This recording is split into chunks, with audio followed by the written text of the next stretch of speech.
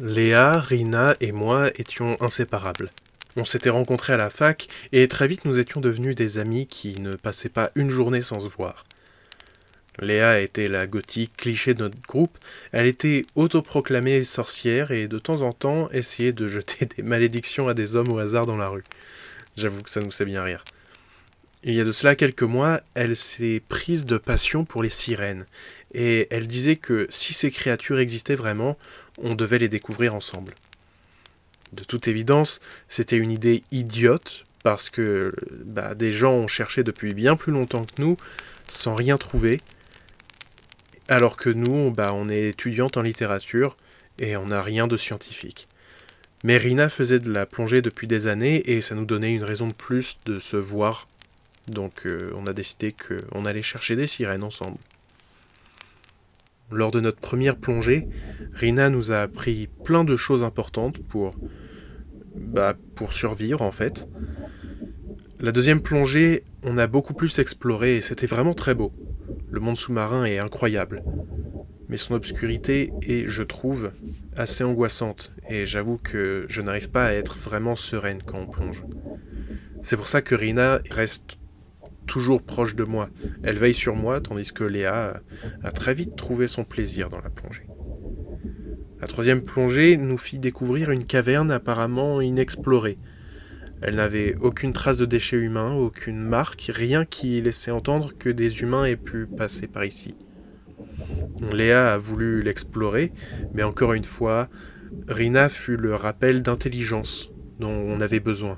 Elle nous a dit que nous étions partis sans être préparés pour une telle exploration. On n'avait aucune affaire pour ça et que ça pouvait être dangereux. Nous n'avions même pas de lumière au cas où on se retrouverait dans une zone obscure, donc c'était vraiment très dangereux. Nous revenions 2 jours plus tard, chacune avec un sac rempli de matériel. Nous sortions de l'eau à l'intérieur d'une grande caverne dans laquelle le soleil, se reflétant sur l'eau de mer, créait des formes complexes et surprenantes sur les parois rocheuses. Léa s'étirait en observant autour d'elle pendant que Rina sortait une lampe torche, un casque, des chaussures de randonnée et des gants. Elle insistait pour qu'on se protège bien car une zone comme ça pouvait être très dangereuse. Moi j'avoue que l'obscurité de l'eau n'était plus effrayante. J'avais l'impression qu'il n'y avait pas de fond dans cette grotte. L'eau était aussi obscure qu'un puits. Rina et Léa s'engagèrent dans l'ouverture dans la roche menant aux profondeurs de cette caverne étrange. Léa disait que ça pouvait être un lieu où se trouveraient des sirènes. Rina disait qu'on pouvait potentiellement découvrir des espèces qui ne vivaient qu'ici, et moi je disais que je voulais rentrer à la maison. En explorant le long boyau humide de la caverne, nous découvrions que nous n'étions pas les premiers humains à venir ici. Au fur et à mesure, des glyphes étranges apparurent sur les parois, des symboles indéchiffrables, puis, peu à peu, des représentations monstrueuses se présentaient à nos yeux.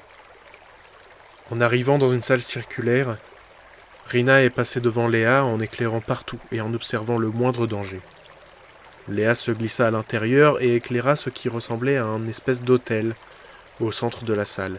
Il semblait sortir du sol, mais sa forme semblait avoir été sculptée pour ressembler à ces créatures qu'on voit dans les profondeurs abyssales. Des tablettes de pierre étaient présentes sur cet autel. Léa essaya de les lire, mais les symboles étaient inconnus. C'est alors que Rina, en essayant d'éclairer la tablette sous un autre angle, frotta contre une des dents des créatures décorant la roche.